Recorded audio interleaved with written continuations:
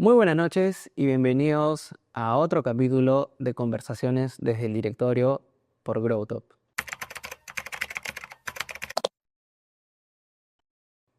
En esta ocasión tenemos el agrado de conversar con Alexander Martínez. Él es director comercial de Continental International Education para Latinoamérica y Europa y tiene más de 15 años de experiencia en posiciones gerenciales y directivas en el área comercial. Bienvenida, Alexander. Gracias, Renato. Qué gusto acompañarlos. Bueno, como se darán cuenta, Alexander es colombiano, vivió muchos años en México y tienes muy poco tiempo en Perú. Sí, realmente llevo aquí que 20 días aproximadamente, pero estoy feliz. 20 días que han parecido como 3 meses en realidad, pero muy bien, muy a gusto. Bienvenido al Perú. ¿Ya comiste ceviche? Me imagino? Sí, claro, ya comí ceviche, la comida está deliciosa, creo que es una de las cosas que me ha encantado. Había escuchado que la comida peruana era, o Perú, o Lima, es la capital mundial de la buena comida. Y pues vine a comprobarlo. En realidad está delicioso. Qué bueno. Bueno, Alexander, queremos conocerte un poco más. Ahora eres director comercial de una organización transnacional muy grande, em, pero no siempre fue así, ¿no? Quisiera que nos cuentes un poco de tu recorrido hasta llegar a estas posiciones de liderazgo que ahora tienes. Ok, pues bueno, Renato, esa pregunta aquí nos tendríamos que quedar como hasta las 2 de la mañana y probablemente con una chela, dicen ustedes. Bueno, no mentiras. Bueno, la historia es la primera cuando me preguntas eso y hablas de la transnacional, es un orgullo en el buen sentido de la palabra, pero la palabra correcta es agradecimiento. O sea, yo creo que y ese ha sido un transcurrir durante toda mi vida. Cada oportunidad la he abrazado con agradecimiento, ¿cierto? O sea, de pronto tenemos que vivir el presente y saber que la etapa que estemos viviendo, porque he pasado por diferentes posiciones a lo largo de mi vida, que es desde ser un asesor operativo, desde la base, pues ganando muy poco, a veces el mínimo en Colombia o el mínimo en otros países, pero buscándolo, pero siempre agradeciendo cualquiera sea esa oportunidad que se abrió. Y creo que ese ha sido un factor determinante para crecer, porque yo creo que la gente te ve distinta cuando tú agradeces. Por ahí vemos gente que vive en un estado continuo de queja, así sea director, gerente o el mismo empresario, de lo difícil que le toca, de lo complicado que es la vida, de lo difícil que el tráfico en Perú. Y siempre estamos en este estado continuo de queja y yo creo que el primer punto importante, si lo queremos llevar y si quisiéramos resumir este podcast es, deberíamos ser agradecidos con las oportunidades, pocas o muchas, que nos ofrece la vida y de ahí se empiezan a abrir puertas porque empiezas a transmitir un mensaje totalmente diferente. Pero ¿cómo fue esa trayectoria? Me preguntas cómo fue esa trayectoria, pues fue una trayectoria interesante porque ahora que estoy en el sector educativo y es de esas cosas como que la vida como que te lleva y te va aleccionando de una manera muy importante y es, a mí me costó mucho hacer mi carrera profesional porque tenía que trabajar y tenía que estudiar y tenía que responder por los transportes, por todo lo que indica cuando ya sales de tu bachillerato y empiezas una vida de licenciatura o de carrera profesional, en Colombia le llamamos carrera, y empiezas este proceso, pues tú agarras un trabajo, sales tarde y luego si te quedas en esos momentos de tu vida, los trabajos y la parte laboral es muy inestable. Yo entro a estudiar en una universidad en Colombia, siempre era muy aspiracional de quiero estar en una buena universidad, pero te quedas sin el trabajo, no tenía ni siquiera para el transporte de poder ir a la universidad. Y recuerdo tanto que la que me ayudaba era mi abuela. Estas son como infidencias. Una señora muy grande, mi abuelita, que siempre me quería, y ella era la que me daba el transporte para poder ir yo a las clases de la universidad y eso yo lo valoraba mucho. Finalmente no pude pagar el siguiente semestre porque pues a esa edad tú pagabas, no sé, 3 millones, 4 millones de pesos colombianos. En ese momento era mucho dinero y tenías que conseguirlos en 4 meses para poder seguir. Entonces ahí empiezas a dejar este proceso de carreras truncas a abandonar tu carrera universitaria y empieza a complicarse porque cuando incursionas en el mundo laboral te empiezan a pedir que tengas una carrera para poder crecer. Entonces como que tú decías, bueno, trabajo o estudio, o estudio y trabajo, pero está muy difícil. Y bueno, luego también empiezas a aprender a cometer errores, a invertir mal, porque luego me empieza a ir bien en la vida laboral, pero como eres un chavo, eres un chico, empiezas a invertir en otras cosas menos en tu carrera profesional. Pero empiezas a aprender, empiezas a tomar conciencia y empiezas a tomar mejores decisiones de inversión. Pero nunca me saqué de mi mente que tenía que graduarme y terminar mi carrera profesional. De hecho, en algún momento, o sea, me empieza a ir muy bien en el trabajo, por diferentes causas. Empecé en la vida comercial, me iba muy bien, vendía, éxito, tuve mucho éxito, mejores comisiones, vacaciones, premios. eh, y empiezo a ascender de un operativo, asesor, luego a supervisor, luego a coordinador, pero un día me llaman de una empresa muy grande, por el nombre que se había creado, por la responsabilidad, por los resultados. Tenía o tiene 110.000 empleados esta empresa. En Colombia tiene 29.000 empleados, procesos rígidos de ISO. Y pues me llaman y me dicen, oye, necesitamos un gerente. Y pues nos han hablado muy bien de tu perfil. Me entrevistan, me hacen aproximadamente 4 entrevistas. Y estoy en las entrevistas finales, imagínate esto, vicepresidente de operaciones, o sea, todo el vicepresidente, la autoridad mayor en ese momento en Colombia, está la directora de gestión humana y la directora de operaciones, que sería mi jefe, ¿no? Yo iba muy bien hasta ese momento y la directora de gestión humana me dice, yo no estoy de acuerdo en que te contraten. Así, en una entrevista, ¿no? Tú te quedas como, o sea, tú no has terminado tu universidad y vas a asumir una posición de gerente donde todos mis gerentes son profesionales y además nosotros nos regimos por normas. No era una startup, no era una empresa, no, era una empresa, como tú dices, transnacional, con procesos, con regulaciones, con una cantidad de cosas. Pues yo dije, no, ya, aquí fue, sí, la directora me dijo, ya te quedaste fuera. Eh, y yo dije, bueno, ¿ahora qué digo? Y ahí hay otra segunda habilidad clave y es tu capacidad de comunicar y tu capacidad de escuchar. Esta directora había dicho en algún momento que era una empresa inclusiva. Dijo, uno de nuestros valores es la inclusión. Cuando tú vas a una entrevista, platicas con alguien, tienes que escuchar atentamente lo que la persona dice. Es igual en las ventas. Para que tú logres una venta, tienes que escuchar cada argumento, cada estilo de vida que tiene estas personas. Y yo escuché muy bien a la directora de ella en un momento de eso, es, bienvenido Alexander, es una empresa inclusiva. Cuando ella me dice eso, que no me puede recibir porque no me he graduado en la universidad, ella me dijo, dame un argumento por el cual yo debería recibirte. Yo le dije, mira, tú dijiste un momento atrás que tú eras una empresa inclusiva. Inclusividad no solamente es recibir ciertas cosas, sino inclusividad también es ver a una persona que he llegado hasta este nivel de entrevistas, que ustedes están optando por mí como gerente, pero el único argumento que tienes es que no he terminado mi universidad, pero está en curso. La estoy haciendo, la voy a terminar y es tan fácil como que te puedo firmar una carta de que me comprometo a que la termino y la termino. Y segundo, eso ayudaría a que tú tengas inclusión en tu compañía, de dar oportunidades reales a personas que tienen ganas de crecer y de avanzar. Pues se queda mirándome, se ríe y me contrata. Wow. Y a mis 27 años empiezo a ser gerente, entonces fue mi primera posición de gerente. Evidentemente firmo mi carta, termino mi carrera profesional, no fue fácil. Ahora no sabía en lo que me estaba metiendo porque terminar una carrera y tener el nivel de responsabilidad de una gerencia, atendía a 2 clientes corporativos. El uno era español, europeo, y el otro era base en Colombia. Entonces imagínate, las reuniones con el europeo eran a las 4 de la mañana y terminaba reuniones 6, 7 de la noche con el de base en Colombia. Entonces por ahí también va un poco de creérselo, de buscar las oportunidades, de golpear las puertas, pero también un poco de esfuerzo, porque pues tampoco fue fácil madrugar, aprender, estar abierto.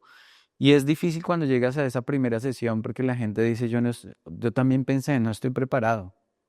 O sea, tú no llegas diciendo, no, yo soy un gerente genial, cometí varios errores de aprendizaje con mi equipo, con los números, con mi directora, con el vicepresidente, pero es parte del proceso del aprendizaje. Ellos se sentaron, me daban un feedback, hasta el mismo vicepresidente me decía, a ver, vamos a hacer los cálculos financieros aquí, tú y yo, te voy a enseñar, etcétera. Y es la manera como vas a hacerlo, pero aún con miedo, aún con todas las dificultades, aún sin saber muchas cosas, yo creo que tienes que dar un paso para aprenderlo, porque si no, nunca lo vas a aprender y nunca lo vas a desarrollar. Es un poco por ahí. Qué buena historia, ¿no? Ujú. Eh, no es un camino fácil llegar, pero creo que siempre tuviste en claro cuál era tu objetivo e insististe, insististe, insististe hasta que tu camino se fue labrando por ese lado, ¿no? Em, Eres gerente desde los 27 años, ya tienes un buen tiempo siendo gerente, y esta pregunta es un poco para las personas que están en el ámbito comercial o que están en jefaturas o son sus primeras gerencias a nivel comercial. ¿Cuáles son las competencias que debería tener un gerente comercial, tanto a nivel de habilidades blandas como a nivel de habilidades técnicas? Ok, bueno, digamos que lo primero es busquen un mentor. O sea, yo creo que siempre es importante tener alguien que sea un mentor. Y hay gente que ya recorrió un camino, ¿cierto? Que ya cometió ciertos errores, que ya aprendió, pasó por diferentes situaciones. Y es un acto también de humildad, de reconocimiento, de estar en un estado constante de aprendizaje.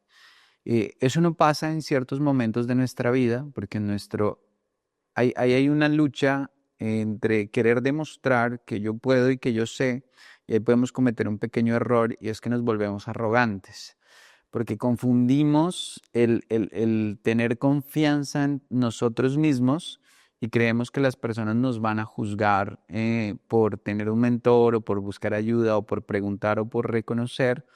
Y estamos en esa lucha porque aún nosotros no estamos listos, no estamos preparados, pero nuestro ego dice, sé arrogante, muéstrate fuerte, no te muestres vulnerable. Y eso lo que muestra es realmente la falta de preparación que tenemos. Cuando ya tienes unos niveles de conciencia más avanzadas, sabes que tienes un montón por aprender. Y el primer paso que deberías hacer es buscarte un mentor. Ojalá personas que te puedan enseñar, que te puedan apoyar. Entonces, cuando tienes tu mente abierta a absorber de personas seguramente que ya son directores, que ya fracasaron, que trataron de hacer un emprendimiento, que montaron una empresa, ese sería el primer paso para aprender. Y es un mentor, absorbe, platica con esa persona, obsérvalo, míralo, también va a cometer muchos errores, pero eso te va a permitir a ti ir moldeando tu manera y tu concepto. Lo segundo es desarrollar toda la parte de comunicación. He conocido gente brillante, gente en serio que tú dices, wow, o sea, tiene conceptos estratégicos, tácticos, tiene la capacidad de montar todo un modelo, pero al momento de trasladar su idea, se pone nervioso, se bloquea, le da miedo. Sí, lo he visto en juntas, en niveles directivos, o sea, estoy en reuniones, juntas donde toman decisiones y le pasa a gerentes y directivos que tienen una muy buena idea y les da miedo transmitirla delante de un CEO o delante del presidente de la compañía. Claro, esos nervios siempre van a existir, pero necesitas empezar a articular y a trabajar en la forma en cómo comunicas tus ideas. Y no solamente en reuniones de trabajo, con tu equipo de trabajo. Necesitas trabajar cómo estás comunicándote con tu equipo. Esto yo lo llamo una comunicación en cruz dentro de las organizaciones. Vamos a simular una cruz y hacia arriba de la cruz es cómo me comunico con mi presidente, con el CEO, con los directores ejecutivos o con mis líderes directos. Eso es una comunicación que yo debo trabajar específicamente. Luego viene otra comunicación que es el palito que viene en la cruz aquí y es con mis pares, con mis compañeros de trabajo, con mis iguales, con mi compañero director, ¿sí? Con mis partners que están ahí asumiendo y batallando, pero eso también es una comunicación que debo desarrollar totalmente diferente, porque mi comunicación con la directora es distinta, ejecutiva, a con mi compañero del área de servicio o del área tecnológica. Eso me va a permitir tener éxito dentro de la organización, porque yo me la puedo llevar muy bien y puedo tener todo el respaldo del presidente de la compañía, pero si mi relación con el director de tecnología, con el de finanzas, con el de recursos humanos no es muy buena, por más que te quiera el presidente de la organización, te va a costar buscar un lugar dentro de esa organización. Entonces, desarrollar esa comunicación con tus pares es clave. Y por supuesto, quien te sostiene es tu equipo. Desarrollar una muy buena comunicación hacia abajo también, hacia las personas que lideras, que acompañas, que desarrollas, que coacheas, es clave que tengas también una comunicación con ellos asertiva, diferencial, pero es parte de la comunicación. Desde una entrevista tienes que tener una buena comunicación, una negociación, una buena comunicación. En todo tipo tienes que desarrollar una buena comunicación. ¿Cómo la desarrollas? Hay que leer. Definitivamente hay que leer, leer, leer, leer, porque esto expande. Por eso cuando uno es niño, lo primero que le dicen es lee o le hacen un cuento. ¿Por qué? Esto permite que el cerebro empiece a desarrollar algo que se llama imaginación, ¿cierto? Empiezas a imaginar escenarios y eso es lo que en realidad permite la lectura. Tú empiezas a leer y tú te empiezas a imaginar lo que tú quieras de lo que estás leyendo. Al momento que tú empiezas a estimular tu cerebro de esta manera, te va dando ideas de comunicación. Entonces, por eso es que hay personas que se ponen en un auditorio o están aquí en un podcast y empiezan a sacar cierto léxico o palabras que no usamos continuamente o que te fluye la comunicación, es porque tú estás leyendo. Y yo siempre a todos mis vendedores, directivos, equipos, gerentes, les digo, oye, toma la práctica de leer, porque cuando tú estás en la comunicación de un cierre de una negociación, empieza a fluir todo esto, o sea, te empiezan a venir ideas claves y te empieza a venir como toda esta imaginación para que puedas conectar con la persona y conectar claramente con la conversación. Has dicho algo muy importante, es cómo lideras, ¿no? Hablaste de que te gusta liderar, digamos, inspirando a tu equipo, eres claro con las indicaciones que les das, les pides que lean, pero ¿qué nos puedes contar de ti como líder? ¿Cuáles crees que son las claves para poder liderar un equipo y un equipo en un área comercial, que es un área que está constantemente bajo presión, respondiendo constantemente a las ventas, que son el motor de la empresa y quizás son de las áreas que, que tienen más pendiente a los CEOs y a los directivos actuales? ¿Cómo haces para tú liderar un área en un ambiente tan tenso como son los equipos comerciales? Ujú. Pues bueno, una muy buena pregunta y tienes toda la razón. Normalmente las organizaciones son los ingresos, ¿no? El área comercial es el responsable de los ingresos.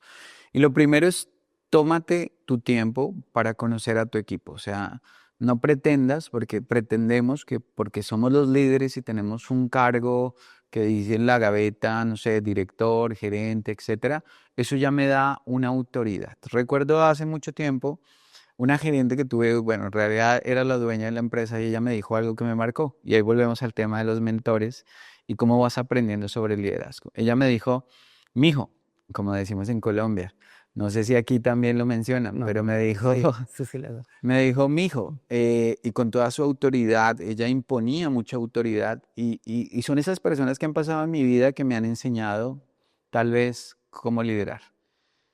Y de pronto ahí cometía muchos errores y seguramente ella lo vio y me dio una gran oportunidad. Ella también lideraba un equipo importante en el sector salud, que es uno bastante retador el sector salud. Y me dice, el respeto se gana, el cariño se gana, no se impone. Cuando tú estás en este proceso de líder y querer ser gerente, tú crees que porque alguien creyó en ti, el resto del equipo debe creer en ti o someterte a ti. Y en realidad eso se gana. Entonces, no te desesperes, porque también ese es otro tema, y es que uno quiere que ya la gente te siga, solamente porque soy gerente o solamente porque soy el líder, ya tú me tienes que seguir, ¿no? Y no es así. Deja que la gente naturalmente conecte contigo y tú conectes con las personas. Porque más allá de títulos, más allá de puestos o de cargos o de salarios, son personas con personas. Y yo conecto y la mejor manera de liderar es conectando con las personas, es conociéndolas como personas más que como cargos. Cuando generas ese feeling, dejas que te conozcan y que se tomen su tiempo para también conocerte y tú tomas tu tiempo para conocerlos, ahí empiezas a conectar y empiezas a generar una sinergia, un ambiente de trabajo correcto. Eso es lo primero para generar un buen ambiente o un primer ambiente de confianza. Ya temas como más técnicos es comunica bien. La mayoría guardan silencio, no comunican y la mayoría de líderes no interpretan todas las sensaciones de angustia que vive un colaborador con cualquier cambio. Tú haces cualquier cambio, vamos a cambiar de sede. Eso pone muy nerviosa a la gente, ¿no? O sea, pero ¿y ahora? ¿Y tú no te imaginas el mar de emociones que sufre un colaborador con cambios tan mínimos como eso? Vamos a cambiar de oficina. No, no nos vayamos de sede, de oficina. Vamos a cambiar de aquí allá, al otro lugar. La gente llega a su casa a contar que los van a cambiar y que tal vez ya no va a estar con su compañero y su amigo y que van a cambiar porque la empresa está reduciendo costos. Mira dónde llega la imaginación de las personas. Y uno de los errores de las organizaciones es que no le dé ese impacto emocional que hay, y ahí eso se traduce en rotación, porque la gente se pone nerviosa, no, andan diciendo que nos están cambiando de oficina, y tú solamente cambiaste de oficina, no por algo grave en realidad, sino por algo sencillo y la gente se está haciendo. Pero si tú comunicas bien, dices, nos estamos cambiando de oficina por esta situación, explicas, escuchas, ¿cómo te hace sentir eso? Hay una relación más cercana y siento yo que eso ha sido un éxito. Eso con un cambio de oficina es simple, pero cuando subes la meta, cuando bajas las comisiones, cuando cambias el esquema de comisiones, cuando cambias la estructura del equipo, cuando cambias roles, cuando cambias posiciones, son decisiones mucho más trascendentales para las personas. Ahora, ¿cómo las comunicas? A veces no las comunica. Yo he visto líderes que simplemente llegan, dicen, oye, cambié las comisiones, tienes que aguantarte y esta persona entra en una sensación de choque, de bloqueo, etcétera. Nunca se va a atender a bien, pero qué mejor que comuniques tus decisiones porque tienes que tomarlas. Hay decisiones corporativas que definitivamente hay que tomar. Hay otras decisiones en las cuales puedes involucrar al equipo, pero en esas que definitivamente tienes que tomar, yo le digo a las personas, comuniquen, sean empáticos, comuniquen bien y escuchen. ¿Cómo haces sentir eso a las personas? Porque te va a dar herramientas para ayudar a coachar o orientar en ese proceso emocional que va a sufrir tu equipo de trabajo. Qué interesante todo lo que nos cuentas, Alexander, sobre el rol del líder, sobre la importancia de tener siempre un mentor, de mantener la humildad, ¿no? Y también de sostener al equipo en los momentos más difíciles, en los momentos de tensión. Eh, pero quisiera preguntarte también acerca de las herramientas y quizás aspectos un poco más técnicos de la venta, ¿no? ¿Cuál sientes tú que es el rol del marketing actualmente en las ventas? ¿Y cuál sería el rol ideal del marketing para potenciar las ventas dentro de un equipo o dentro de una empresa? Con el marketing, bueno, es una muy buena pregunta y son nuestros partners. Definitivamente tenemos que hacer llave. Se ha visto ahí a veces que pelea el marketing por la calidad del lead, por el posicionamiento de marca, porque hay unas necesidades comerciales versus el marketing. Yo tengo ahí un tema con el marketing actual, ¿no? Yo creo que ha venido evolucionando. Hablemos del marketing de Pepsi anteriormente, que era muy de marca, que era muy emocional, de Coca-Cola por ahí. Pero hoy en día el marketing se ha vuelto demasiado abrumador, ¿no? O sea, tú ves y es un copy-paste, es como que todas las empresas copiando que le funciona a esta, entonces yo lo voy a copiar. Y yo creo que tú como estratega de marketing tienes que ser bien crítico en qué es lo que tú en realidad quieres transmitir. Ejemplo, cuál es tu público objetivo, cuál es tu producto y qué tú realmente quieres transmitir. Pero vivimos en un corre-corre que tiene que salir la pieza, tiene que salir la campaña, tiene que salir en este momento esa proyección y lo que hacemos es muéstrame esto, que tenga un call to action y ya, pero no te pones a pensar en realmente cuál es el valor y cómo tú vas a conectar gente a tu marca que pueda crecer. Entonces por ahí yo me tomaría un tiempo crítico con mi equipo en una lluvia de ideas, no solamente para copiar a la competencia que seguramente está teniendo éxito, sino que tú tienes que tener tu éxito personal y ser muy crítico con lo que estás creando en el marketing. Más allá del tema técnico, es tú qué quieres transmitir y realmente identifica cuál es tu escala de valor a la gente a la que tú le estás vendiendo. Llámese educación, llámese cualquier otro tema de producto, banca, o sea, transmite, fluye y conecta con tu audiencia de una manera muy, muy natural. El marketing capta y te posiciona.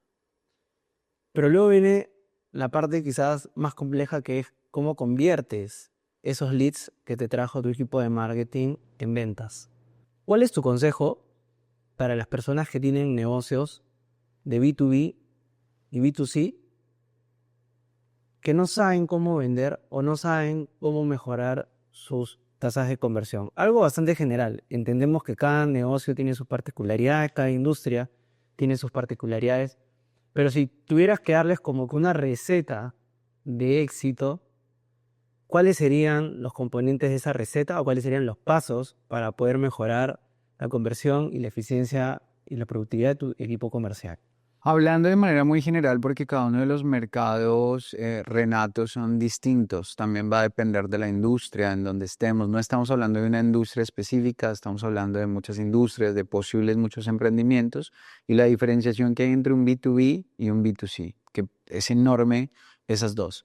Pero a tu pregunta y si pudiese ser una solución, lo que a mí me ha funcionado para poder tener una buena convertibilidad es fíjate en el equipo que contratas para que conviertan. Porque haces un gran esfuerzo en captar leads o en el segmento de empresas o en el segmento masivo, directo hacia el cliente, y luego tendrías que tener un equipo crack. O sea, tómate el tiempo de entrevistar, de conocer, de enamorar a tu gente para que ese recurso que te cuesta tanto y esas personas que se interesaron en el producto, en el valor que tú estás ofreciendo, entonces mi primer consejo es, escógelo bien, tómate el tiempo y entrénalo.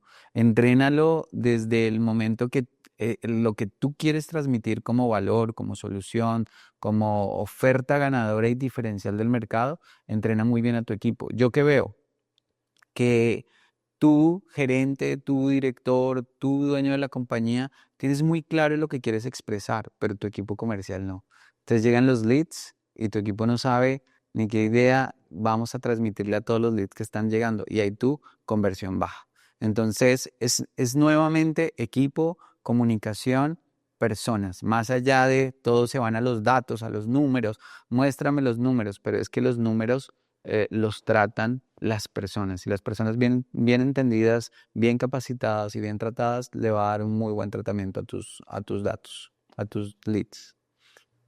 Dentro de tu rol como gerente comercial y con la presión que hemos hablado que hay en el día a día por las ventas, por el marketing, por la cuota de mercado, ¿cómo manejas las expectativas de la alta dirección sobre las metas de ventas o sobre los objetivos comerciales?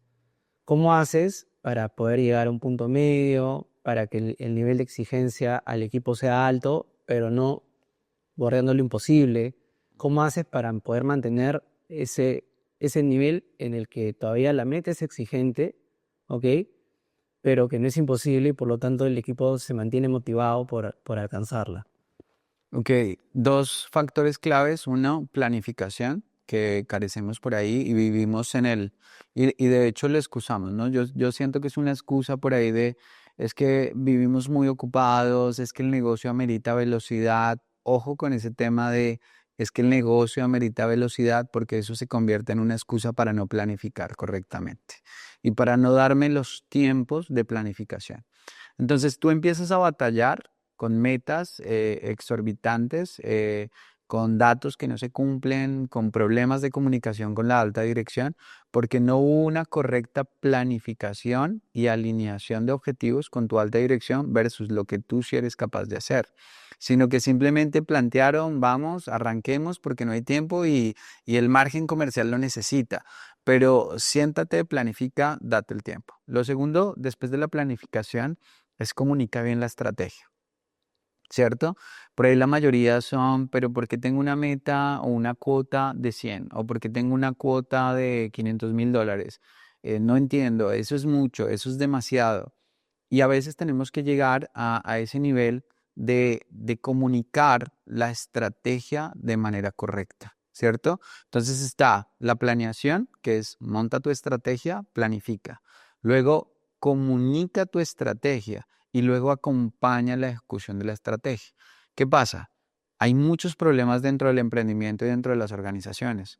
No planifico, luego si planifico y no planifico, no comunico y luego que no comunico, no acompaño la ejecución. Simplemente llego, la cuota son $500,000, voy a llegar y necesitan cumplir, ¿cierto? Y ahí es donde hay muchos errores. O creo que comunico bien, no convalido. Hay otros que dicen, no, Alexander, pero yo sí lo comuniqué, yo sí les dije, yo sí los acompañé. Pero ojo, comunicar es convalidar que se entendió frente a lo que yo quería que se entendiera.